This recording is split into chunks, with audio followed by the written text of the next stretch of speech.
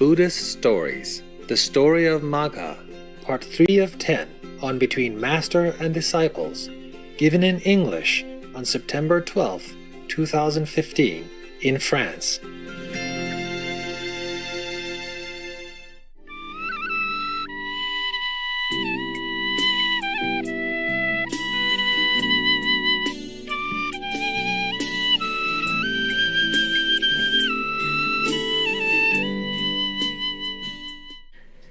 We are going back to India again. The prince then thought to himself, after being pushed around like that, he was thinking to himself, all these men appear to be pleased. When they took his place, of course, no? After he cleaned it already and make it comfortable, they came and just took it. Of course they're pleased. Since this work of mine conduces to the happiness of men, it must be a meritorious work. He was proud of himself.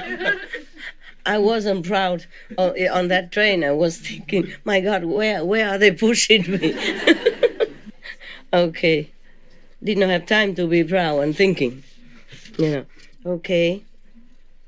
So on the following day, he took a spade and clear a big empty space as big as a threshing floor, probably a football field, something like that, okay? A threshing floor is a place where they clear very big so that people can thresh their cereals, yeah? And then it will spill all over, and different places, different people came in different area to thrash their cereal, yeah? Rice and stuff like that. So it's probably a very big one. Whereupon all the men came and stood there. Yeah.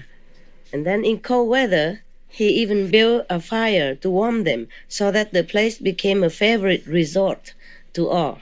Then he thought to himself again, it behooves me to take upon myself the task of making the road smooth and even. So early in the morning, he started out to make the road smooth and even, cutting down and removing all the branches of trees that needed to be removed. Thus he did spend his time. I wonder, why is he a prince? Doesn't he have any, assistant or horse to carry out work for him? Probably in the old time, huh?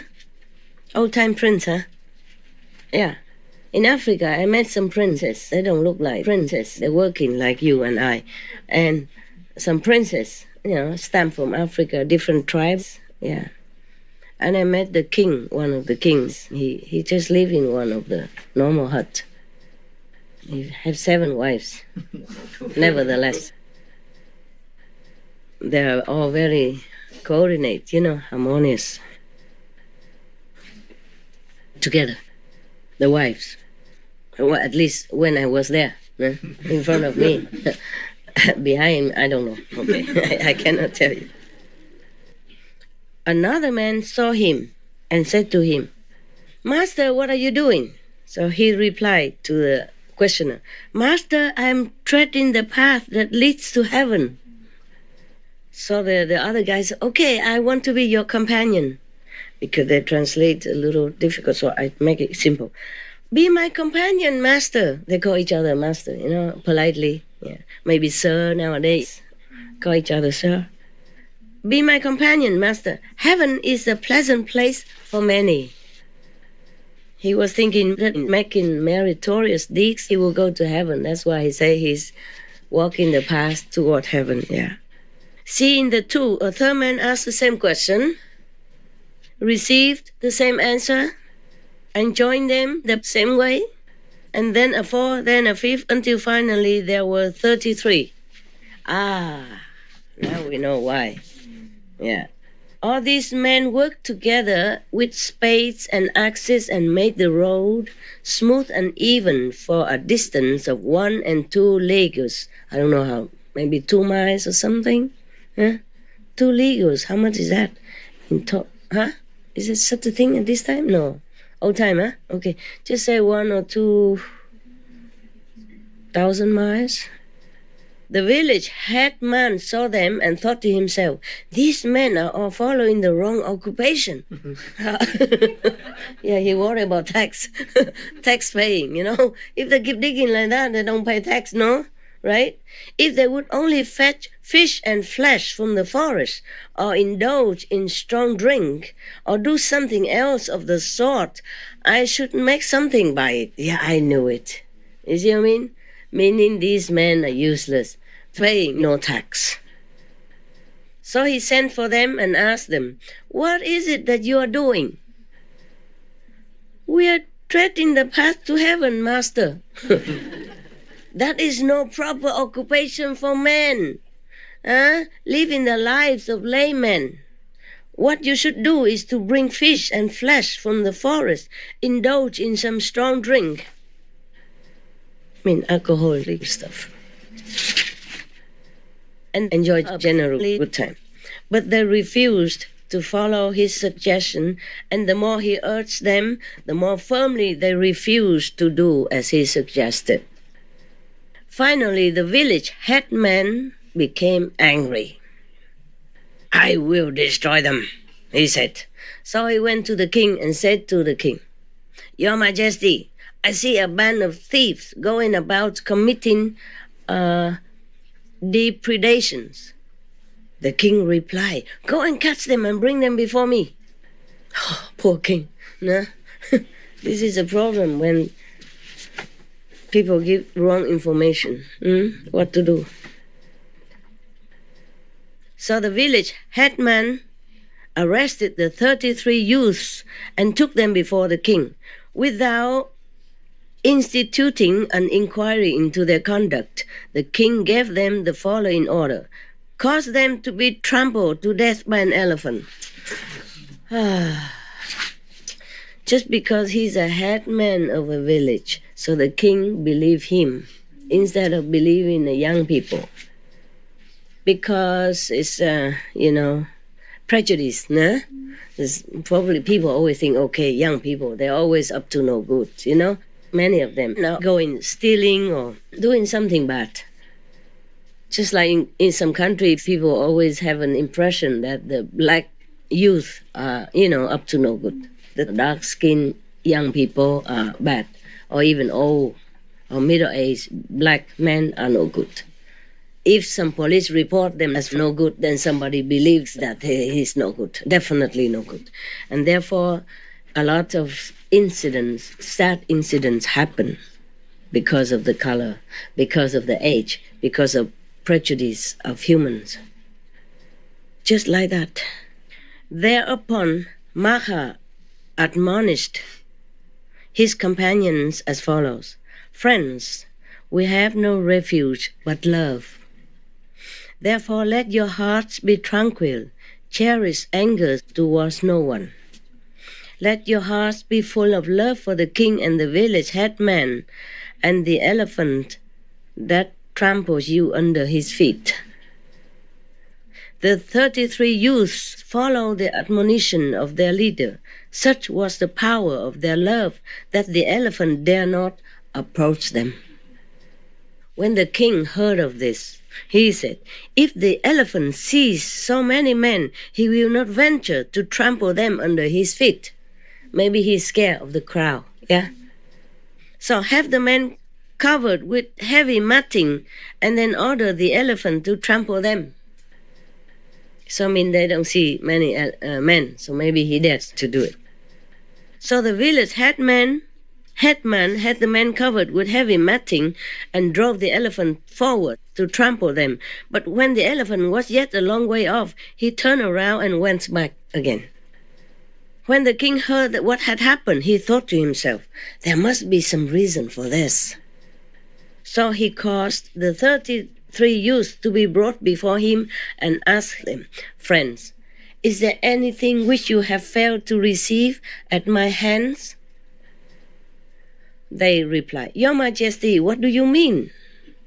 The king said, I am informed that you are a band of thieves and that you rove around the forest committing depredations.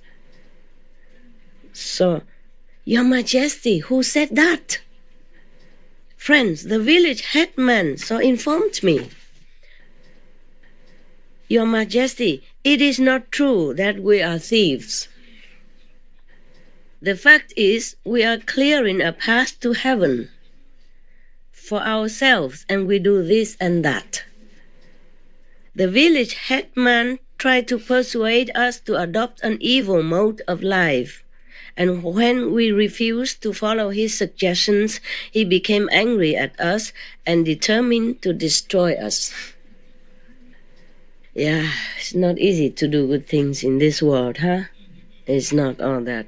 Everybody praises goodness and holiness and, how you say, wholesomeness and even charity work, but it's not always easy to do.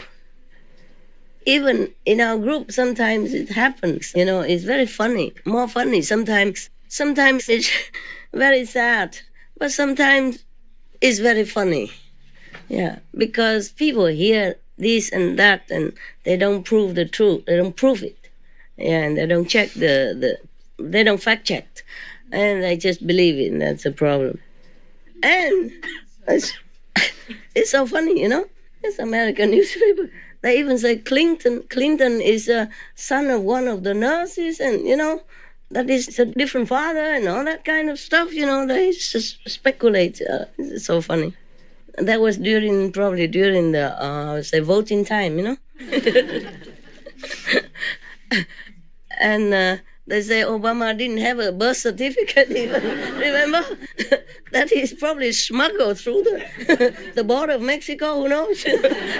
Everybody was making a lot of noise, asking him, if you're innocent, prove it. Give us this long version, short version, whatever, middle version of your birth certificate. And then they insisted until they have it. Oh, man. Because he's black, also, huh? Yeah, but I'm not black. Also in trouble. I'm yellow. That's another problem. And even it happened inside our group. It's a very funny thing. Now it's funny, but at that time, I didn't know what to say, And at that time, just recently, you have a retreat in SMC, yeah? Before we move here. Yeah. I didn't even I just went there. I didn't expect anybody cook for me or anything. I probably think of cooking for myself, like all this time. Before July this year, I was always cooking for myself, simple stuff. And then, but one Vietnamese, she says she saw me so skinny and walking with sticks. She has to feed me, so she cooks. And then she has to go soon. So I don't know, they tried to arrange somebody else to cook for me somehow. Yeah, I didn't tell anything. I didn't even know she was going. Excuse me, I'm so excited now. I feel very hard now with all this story. It's too hard to laugh too much. Too excited, thinking of the story made by air. Yeah, people live by air, can breatharian, so maybe also humanitarian, humor breatharian, humanitarians, like make air, make story from air, make story from nothing. Yeah, it's cool. I want to tell you the present story, new story, and in August, sometime in August. Or the end of August, almost before we come here, the sister who cooked for me every day Vietnamese, and she's going, so they arranged somebody to came. Well, I don't know. They say somebody will come from America. I say, what's her name? They say Nguyen, Vietnamese. And the sister say, Master, every Vietnamese named Nguyen. I say, who is that? She say, we don't know. We just say Nguyen. So she say, Master, everybody in Vietnam is Nguyen, just like every Korean is Kim. Even vegetable they eat is kimchi. So we were laughing so much.